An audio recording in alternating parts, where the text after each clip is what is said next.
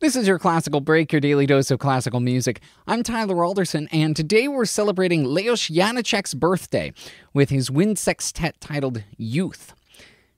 Janacek was born in 1854 in what's now the Czech Republic, but was then part of the expansive Austrian Empire, at a time when Czech nationalism was really starting to pick up steam. His musical talent was apparent at an early age, but his family couldn't afford to send him away to a high-end boarding school or conservatory, so he ended up enrolling at school at the local monastery, which had a strong choral and music program. The monastery seemed to be a popular place for bright minds without means. The abbot, when Janacek was there, was a guy named Gregor Mendel. You might remember that name from science class. He's known as the founder of the study of genetics. He'd grown up on a farm, and he joined the monastery again because he could get an education without an exorbitant price. And his experiments with pea plants, among others, established some of the basic laws of inheritance.